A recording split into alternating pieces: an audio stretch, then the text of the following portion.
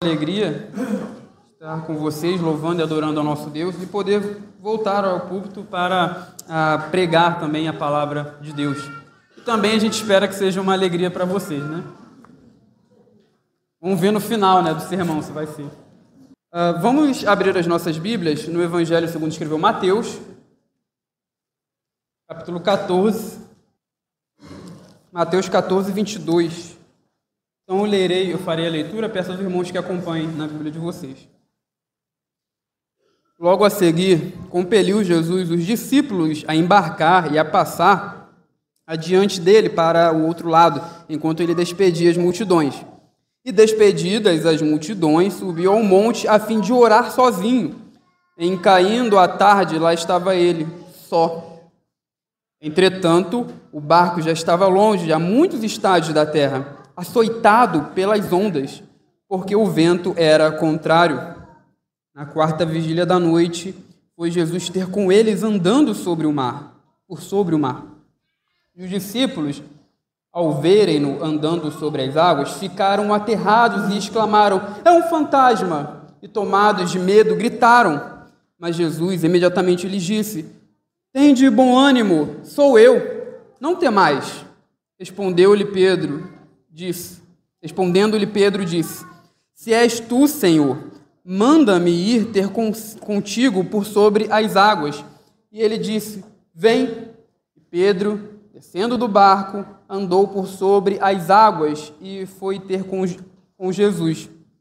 Reparando, porém, na força do vento, teve medo e, começando a submergir, gritou: "Salva-me, Senhor!" E prontamente Jesus, estendendo a mão, tomou-o e lhe disse: "Homem de pequena fé, por que duvidaste?" Subindo ambos para o barco, cessou o vento.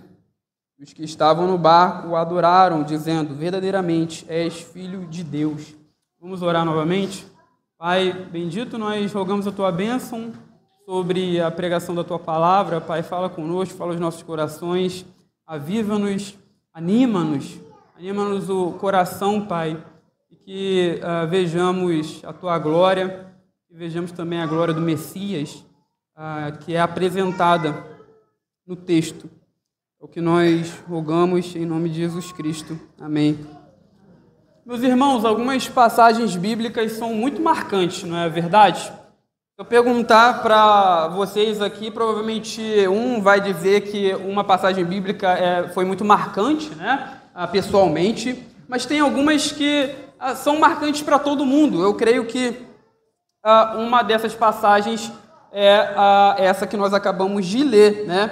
E essas passagens marcantes foram pintadas ou representadas por artistas em quadros, em pinturas, né?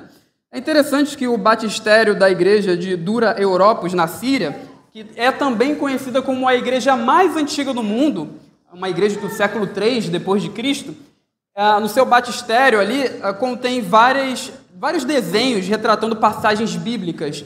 E um dos desenhos que está ali é exatamente sobre essa passagem que nós acabamos de ler, de Jesus andando sobre o mar e de Pedro indo ter com Jesus também andando sobre o mar. Então eles representaram essa passagem ali no seu batistério. Nós não sabemos o motivo, né? O motivo pode ser obscuro, mas ao mesmo tempo, pensando bem, parece ser óbvio o motivo pelos quais eles escolheram essa passagem, entre outras, para representar ali naquele local. Talvez eles vissem a caminhada da fé de Pedro até Jesus como a caminhada da fé, meus irmãos, em meio ao forte vento da tempestade do mundo, que todos nós, que somos batizados em Cristo Jesus, devemos trilhar. Na verdade, quando nós recebemos a Cristo pela fé, nós entramos nessa jornada da fé, a jornada em que nós andamos em meio à tempestade, a um forte vento representado aqui, né, pelo mundo. Meus irmãos, no nosso texto, esse texto aqui ele se passa logo após o milagre da multiplicação dos pães e peixes, né? O grande milagre que Jesus operou multiplicando alimentos. Mateus ele não nos fala onde o milagre aconteceu, então ele omite o local, mas o evangelista João ele descreve para a gente onde esse milagre da multiplicação de alimentos aconteceu. Isso está lá no capítulo 6 de João, e aconteceu lá em Tiberíades, na região da Galileia. E o nosso texto, versículo 22, ele começa dizendo que Jesus compeliu seus discípulos para o outro lado do lago, ou do mar, conhecido como Mar da Galileia. E perceba que Jesus, ele compele os discípulos. O verbo aqui que aparece na nossa tradução, o verbo que está por trás dele, que é a palavra grega aqui, ela é muito forte. Pode até ser traduzida como Jesus forçar os discípulos a atravessar o mar da Galileia. E é interessante isso, Jesus forçou os seus discípulos a passarem para o outro lado. É claro que isso não tem a ver com a ideia de Jesus ser um líder autoritário que apenas obriga os discípulos a fazerem o que ele quer, mas isso tem a ver com a questão da ocasião ali que estava se passando. O Evangelho de João nos diz que quando Jesus fez aquele milagre de multiplicar pães e peixes, as multidões que estavam ali presentes queriam fazer de Jesus um rei. Lembram disso, A gente já passou por essa passagem nas exposições do pastor nos domingos de manhã. Então, as multidões queriam fazer de Jesus um rei, E, obviamente, isso não estava de acordo com a agenda de Deus. É claro que Deus, o Pai, faria do seu filho um rei. Esse era o plano de Deus, mas não segundo as políticas deste mundo, não segundo as agendas humanas, Paula e André. É interessante que no próprio Evangelho de Mateus, Jesus sofre essa tentação, por Satanás. Ele está no deserto, Satanás faz uma proposta muito tentadora. Se você se prostrar diante de mim e me adorar, todos esses reinos que você está vendo, os reinos do mundo, serão dados a você. Então veja como Satanás é ardiloso, O Messias seria rei, ele reinaria sobre todo mundo, mas não dessa maneira.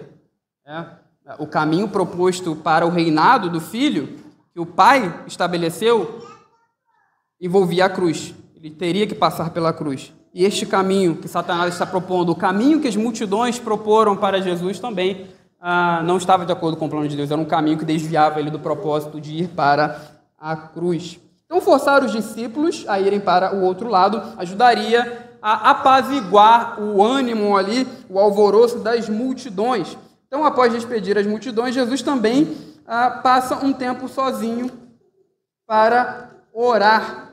O texto não nos diz aqui o motivo pelo qual Jesus vai orar, ou qual o conteúdo da oração de Jesus. Nós podemos apenas imaginar ou pensar com base em outros textos bíblicos, A Bíblia nos dá indícios e indicações sobre o que Jesus orava.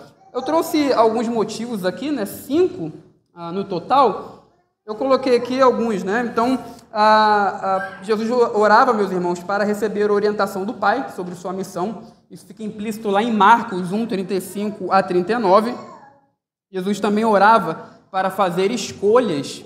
Lá em Lucas 6, 12 a 16, é o texto em que Jesus escolhe os 12 discípulos. E antes disso, o texto lá diz que Jesus passou o tempo orando, Jesus também ora para se consagrar ao Pai. Lucas 3, 21 a 22, é o texto que diz isso. Jesus também ora pelos seus discípulos. Lucas 22, 31 a 32, João 17, que é o texto conhecido como oração sacerdotal. A gente está vendo esse texto aos domingos de manhã. E também Jesus orava para que o Pai fizesse a sua vontade sobre ele. João 17 e também Mateus 26, 36 a 46. Então, é claro que isso daqui não é absoluto, Não resume todos os conteúdos ou motivos pelos quais Jesus orava. Mas nos dá uma indicação, nos dá uma noção. É possível também que o fato de Jesus ter passado por aquela tentação de ser levado ao reinado através de um caminho diferente do que o Pai tinha proposto para ele, fosse também um motivo pelo qual ele passou tempo orando, Mas nós não sabemos, o texto não nos dá aqui a descrição do conteúdo da oração de Jesus. O que é mais importante aqui é que Jesus ele é apresentado tanto aqui em Mateus quanto também nos outros evangelhos como um modelo de oração para nós. O nosso Jesus é apresentado como um modelo de alguém que passava tempo sozinho com Deus em oração. Isso aqui é muito importante, meus irmãos, para nós, porque Jesus ele era mais santo do que nós, ele não tinha pecado. Ele recebeu o Espírito sem medida, como diz João 3, né? Sobre ele foi derramado o Espírito sem medida, abundantemente. Ele tinha o Espírito Santo de uma maneira abundante. Ele está muito mais próximo do Pai do que nós. Tanto é que nós precisamos dele para nos achegar a Deus. E se ele, que era isso tudo, reconhecia a necessidade da oração, quem nós pensamos que somos para negligenciar a vida de oração? O Messias reconhecia a sua necessidade do Pai, a ponto de passar horas a fio em oração, quanto mais nós devemos reconhecer. E nós aprendemos isso com o nosso Senhor. Meus irmãos, nós gostamos muito de estudar a Bíblia, né? O presbiteriano gosta muito de estudar a Bíblia. Mas são poucos de nós, e a cristandade como um todo, né? São poucos de nós que passam tempo com Deus em oração de verdade. Normalmente nós fazemos orações mais rápidas, mas poucos de nós passam tempo de verdade com Deus em oração. E isso só mostra a soberba do nosso coração, isso mostra a nossa prepotência. É isso que é, né? Quando a gente não ora, ou quando a gente passa períodos sem orar, ou dá pouca importância para a oração, o que nós estamos refletindo? O que nós estamos expressando com isso? Nós somos autossuficientes. Estamos refletindo a nossa prepotência. E veja que Cristo não era assim, né? Veja que Cristo não era assim. Em nosso mundo, há muitas coisas, há muitos obstáculos que distraem a nossa vida da oração, né? As redes sociais, vários tipos de entretenimento, futebol, a academia, né? Várias outras coisas, programas de televisão, séries, seriados, né? Tem muitas pessoas que gostam de passar horas assistindo um seriado, aí maratona, né? A série, fica de manhã até, quando tem tempo, né? Aí, quando tem tempo, fica de manhã até a noite, só da frente da televisão. E esquece da vida de comunhão com Deus, com a vida de oração. Veja que essas coisas nos distraem, né? Essas coisas nos afastam da comunhão com Deus. Eu não estou dizendo aqui, né, e que fique bem claro isso, que essas coisas são ruins, né? Eu não estou dizendo isso. São coisas boas que Deus nos concedeu para a nossa alegria, para o nosso prazer. Mas a gente precisa também se controlar e dar importância ao que, de fato, é mais importante. Então, se nós queremos ser pessoas mais retas, mais santas, mais obedientes, a fim de agradar ao nosso Deus, como Jesus, precisamos passar tempo sozinhos, né, com Deus. Precisamos nos afastar do mundo, se desconectar das redes para nos conectarmos, digamos assim, com o nosso Deus. Mas o texto continua, após apresentar Jesus orando, no versículo de número 23, o versículo de número 24 vai dizer aí que o barco já estava longe, ou seja, os discípulos ouviram a voz do Senhor e atravessaram, né, o mar da Galileia, e o barco já estava longe, a muitos estádios da terra, açoitado pelas ondas, porque o vento era contrário. Então, o barco já estava longe, diz o versículo 24. Mateus não é preciso aqui em nos dizer o quanto o barco já estava distante da terra. Ele apenas diz que já estava a muitos estádios da terra. E estádio aqui é uma medida de comprimento, né, que era usada na época. Uma medida de distância, melhor dizendo, que era usada na época. E um estádio romano media 182 metros. Então, veja que o barco já estava bem distante. Marcos, lá no capítulo 6, 47, ele é mais exato e diz que o barco já estava no meio do mar. Então, o texto começa a descrever aqui uma situação de adversidade. O vento estava soprando na direção contrária do barco, né? Provavelmente esse vento, meus irmãos, ele tinha a ver com a temporada de chuva.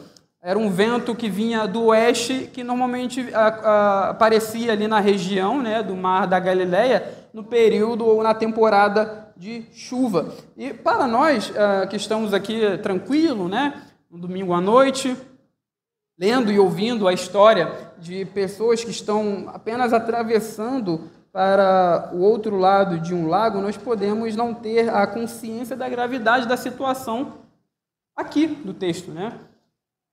Veja que os discípulos, eles não estão num navio, né? Eles estão num barco pequeno. O barco ali de pesca dava mais ou menos para 15 pessoas ficarem ali dentro, né? Era um barco pequeno. Eles não estão numa embarcação grande. Eles têm um vento soprando contrário a eles. O Evangelho de Marcos diz que eles estavam remando há muito tempo, né? Então, provavelmente eles ficaram horas ali tentando passar para o outro lado, tá? Ali no Mar da Galileia. E as ondas estavam atormentando o barco. É exatamente assim que Mateus descreve, né? O nosso texto diz aí no versículo 24 que o barco era açoitado pelas ondas. Mas Mateus, ele usa uma palavra aqui, essa palavra açoitado, né, que foi traduzido como açoitado, ela aparece em vários outros lugares do Novo Testamento como significando tormento, né? Então a ideia de que as ondas estavam atormentando o barco, era uma situação caótica, uma situação terrível em que os discípulos estavam. Mas o interessante nisso tudo é que foi o próprio Jesus que jogou os discípulos lá naquela situação, né? Foi ele que enviou os discípulos para atravessarem para o outro lado. Meus irmãos, Jesus, ele pode nos enviar para situações de adversidade sem que nós nem mesmo percebamos. Os discípulos provavelmente nem imaginaram que tudo isso iria acontecer. Eles apenas entraram no barco tranquilamente e atravessariam para o outro lado. Mas eles se depararam com aquela situação de aflição, de adversidade ali ao atravessarem o Mar da Galileia.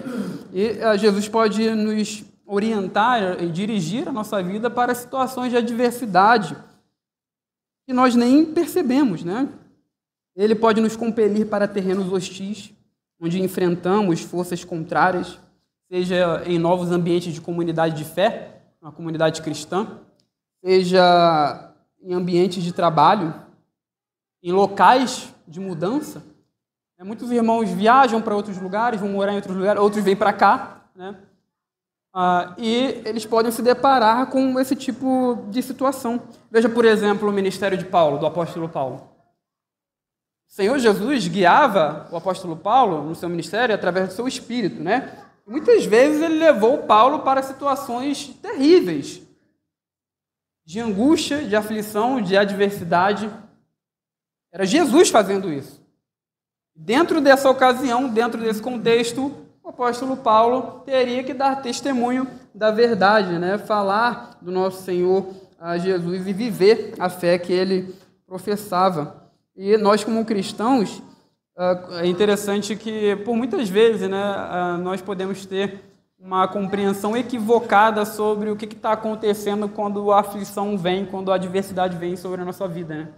Muitos cristãos, infelizmente, atribuem isso a Satanás, achando que se eu estou passando por aflição, é porque o diabo está trabalhando aqui. Pode ser que sim, mas ele não faz isso sem a ordenação de Deus. E nem sempre é o diabo fazendo. Deus manda aflições também. Deus nos coloca em meio de situações terríveis também. A gente tem que parar com esse negócio de pensar quando é bênção a Deus, quando é adversidade é o diabo, é o demônio. Porque nem sempre é assim. Nem sempre é assim. Como nós estamos vendo, Jesus faz isso também. Lá em Mateus 10, 17 a 39, é o texto onde Jesus instrui seus discípulos e os envia para pregarem o Evangelho. Ele fala que envia os seus discípulos como ovelhas em meio aos lobos. Então veja que Jesus ele pode sim nos levar para situações difíceis, né? Só porque nós, como discípulos, enfrentamos dificuldades, não significa que Jesus não seja aquele que nos enviou a elas. E Jesus pode muito bem nos enviar para terrenos hostis, para logo após nos mostrar o seu poder messiânico. É isso que o texto nos mostra. Os discípulos estão em meio à tempestade, à adversidade.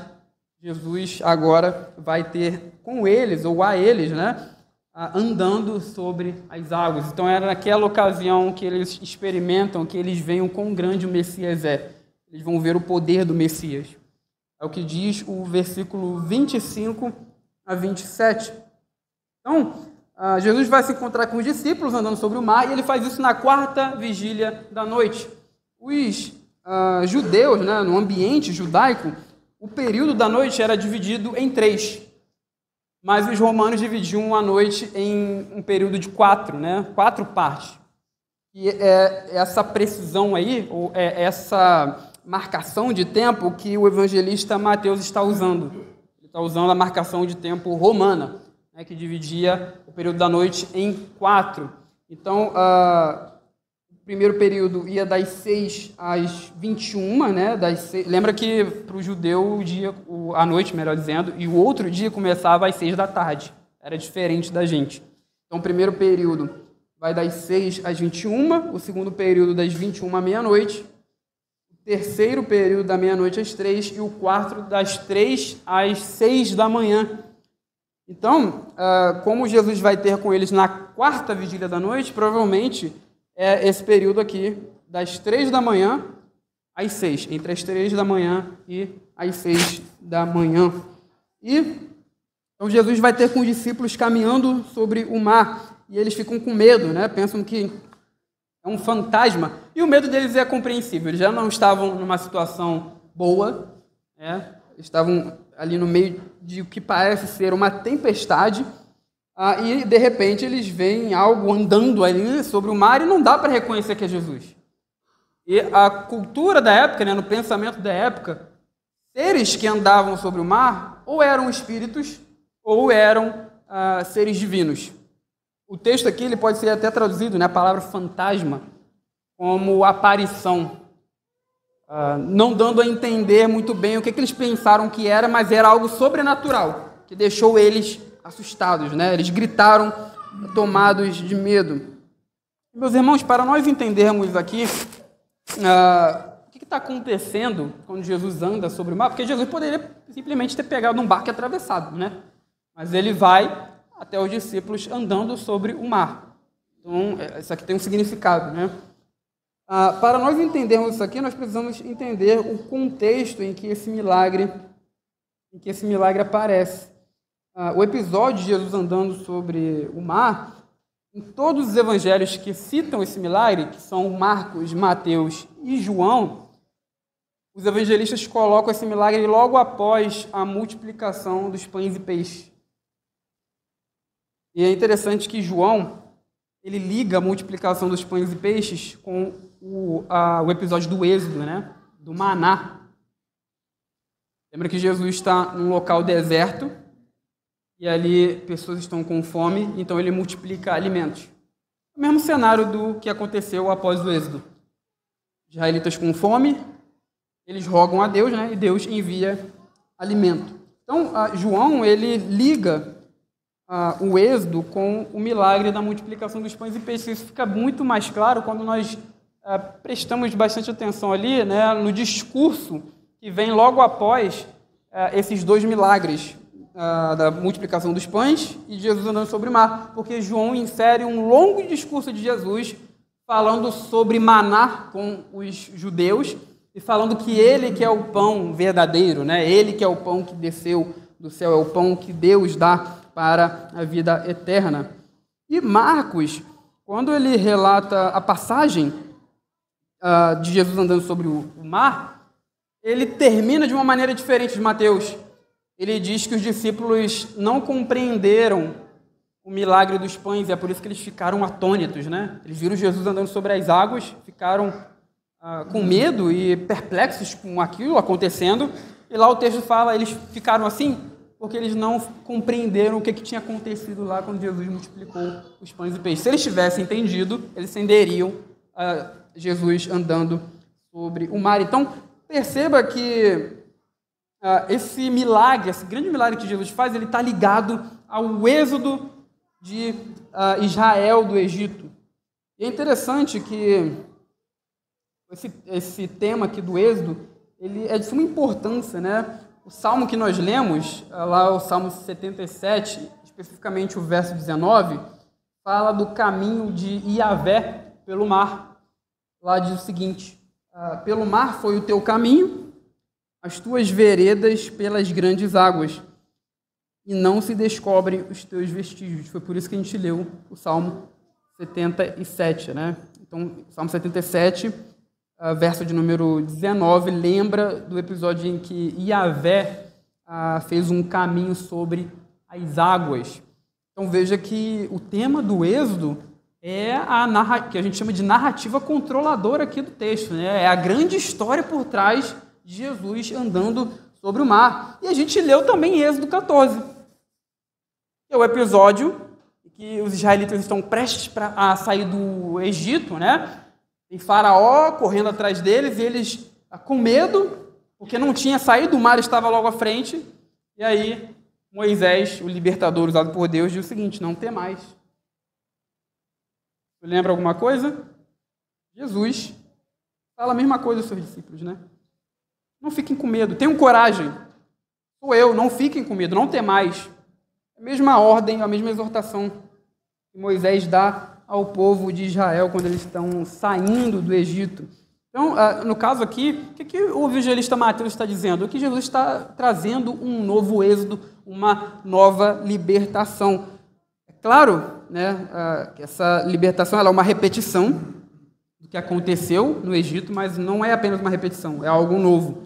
É um novo êxodo, uma nova libertação. E um novo êxodo, meus irmãos, significa então que Deus está cumprindo sua palavra de derrotar o tirano, escraviza as pessoas, né? No êxodo do Egito era Faraó, o tirano, mas Jesus ele derruba do trono, ou derruba o tirano, que é Satanás que oprime, né, as pessoas. Ele está derrotando o tirano, ele está trazendo uma nova libertação.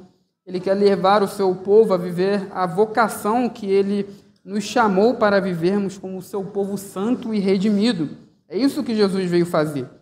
Diferente do que muitas pessoas falam, né? Da maneira como as pessoas veem Jesus, elas veem Jesus como um grande mestre, né? É o que se fala por aí. Mas Jesus foi um grande mestre.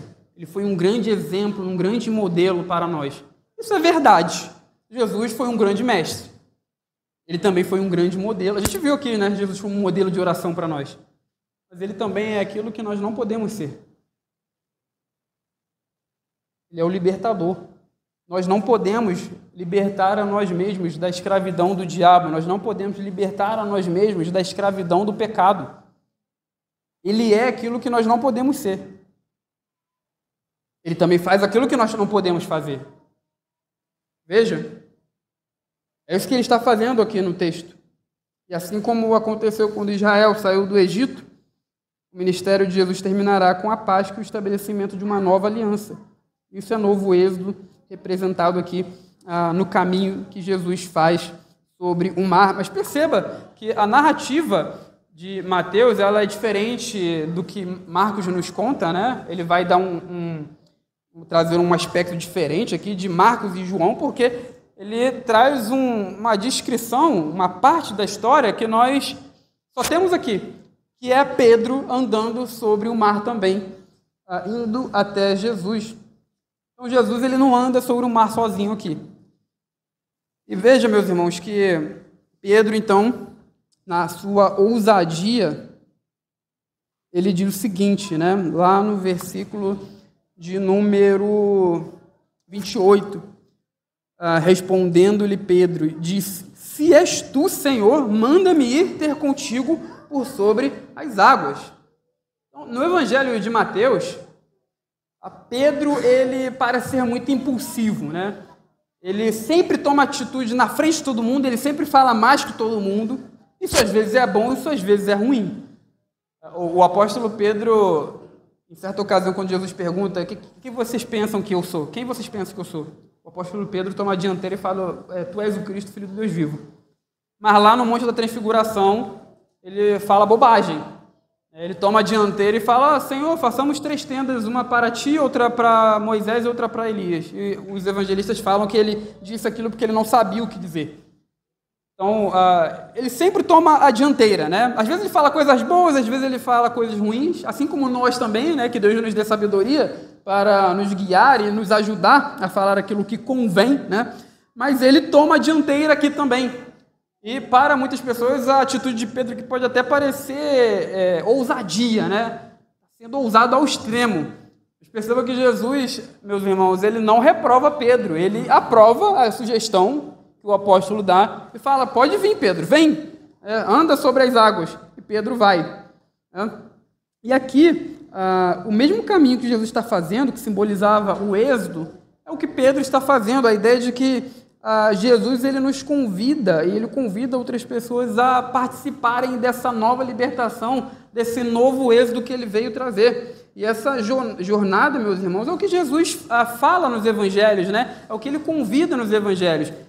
Toda hora, né, Jesus aparece dizendo: segue-me. Larga isso daí que você está fazendo e segue-me. Então, diversas vezes nos evangelhos, Jesus aparece convidando as pessoas a virem a Ele, a seguirem a Ele, a participarem dessa nova libertação que Ele está trazendo, né? E para fazer isso requer coragem e fé. Lembra lá da ilustração que nós trouxemos no início da igreja lá de Dura Europos, na Síria?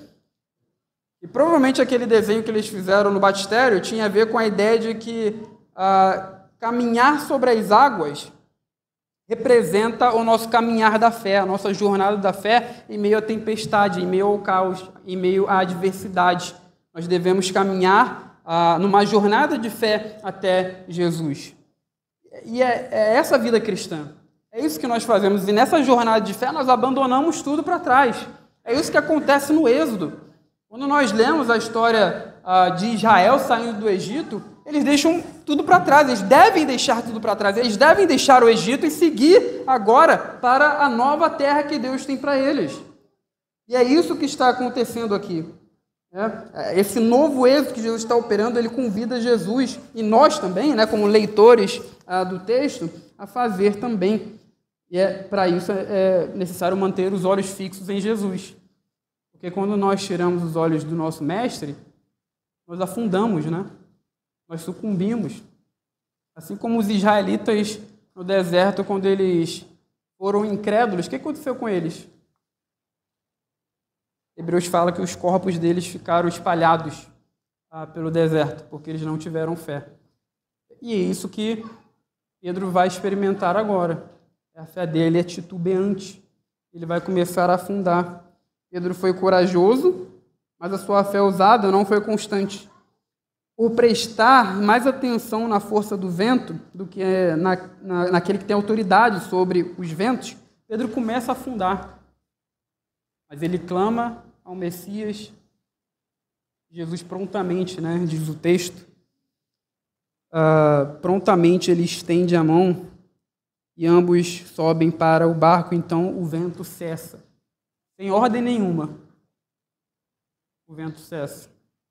Então, todos aqueles que estavam no barco reconhecem Jesus como Messias, né? Verdadeiramente, tu és o Filho de Deus. Meus irmãos, a vida de Pedro aqui, isso que Pedro experimenta nos lembra a vida cristã. Com altos e baixos, trancos e barrancos. Por vezes nós somos muito crentes, não é verdade? Tem períodos assim que nós estamos bem fervorosos, né? Temos uma fé que é capaz, talvez, de transportar montanhas, né? Outras vezes não é assim. Outras vezes nós estamos capengando e até engatinhando na fé. Isso que acontece. Por vezes nós vivemos o cristianismo de uma maneira extraordinária, né? Com várias coisas para fazer, com vários desafios, nós estamos ali firmes na fé.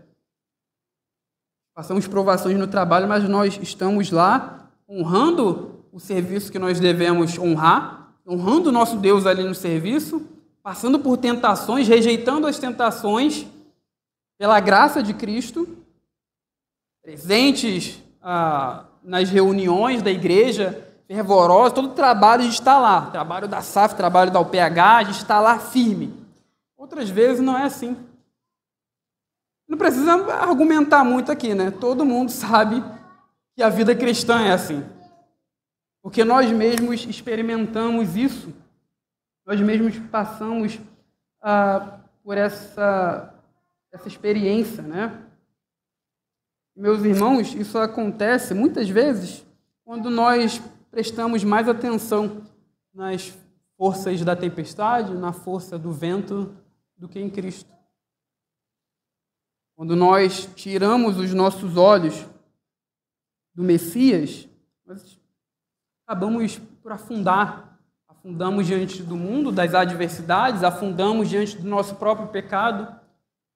Tudo isso porque nós prestamos mais atenção na adversidade, na tentação, no pecado, do que Cristo. É como Deus fala lá em Isaías, né? Olhai para mim e sede salvos. Olhai para mim e sede salvos. É a mesma coisa que fixar os olhos em Cristo é ter força para andar em meio aos ventos, ao meio da tempestade. Mas nem sempre é assim. Nós afundamos. Mas veja que o nosso Senhor, Ele é poderoso para nos resgatar quando clamamos a Ele. Por vezes nós, como cristãos, passamos por cada coisa, não é verdade, que parece que Deus está distante, parece que nós estamos sozinhos. E como os discípulos, além da tempestade, surge uma aparição, como se fosse um fantasma, ou seja, as coisas pioram, né? Parece que nós estamos sozinhos ali, sem ninguém para nos ajudar. Mas se nós prestarmos atenção em meio aos ventos, nós conseguiremos ouvir: sou eu, não temais. Sou eu, não fiquem com medo. Se prestarmos atenção, poderemos perceber com clareza a presença de Cristo conosco. E se clamarmos assim como Pedro fez, o Senhor, meus irmãos, que domina sobre os ventos, o Senhor que domina sobre o mar, estenderá a sua mão para nos socorrer. Pedro aqui, ele nos representa. Assim como ele, assim como é a fé dele, a nossa fé é titubeante, a nossa fé varia e muda. Por vezes é mais forte, por vezes é mais fraca. Mas Cristo não muda. Lembra lá de Hebreus 13:8? Jesus Cristo é o mesmo ontem, hoje, será eternamente. Se clamarmos a Ele, Ele certamente estenderá a sua mão para nos socorrer e para nos ajudar. Nosso Senhor tem um braço forte, que é capaz de nos socorrer. Deus nos abençoe e nos ajude a olharmos para Cristo, mesmo diante das adversidades do mundo, mesmo diante das tentações, mesmo diante do pecado que nos circunda, que nos assola, porque é nele que nós temos socorro, é nele que nós temos salvação. Meus irmãos, vamos orar? Pai bendito e santo, nós rogamos o Teu nome e, Senhor, pedimos, Pai, para que o Senhor mantenha os nossos olhos firmes no Messias, firmes em Cristo. Nós sabemos que somos atribulados de todos os lados, passamos por adversidades, mas essas coisas não estão fora do Teu controle. Muitas vezes é o Senhor quem nos envia para lá. É o Senhor quem traz isso sobre nossas vidas, Pai. Pai, o Senhor nos ajude a confiarmos mesmo nessas situações. Nossa fé é falha, nossa fé é fraca, Pai, mas Tu és poderoso para nos fortalecer. Tu és poderoso, Pai, para abrir os nossos olhos e vermos o poder do nosso Cristo. Aquele que andou sobre as águas, aquele que andou sobre o mar caótico e dá ordens a tempestade para que se acalme. É nele que devemos confiar. Pedimos a Ti, Pai, forças para fazer a jornada da fé, para vivermos essa nova libertação, para vivermos o novo êxodo que o Senhor trouxe através de Cristo.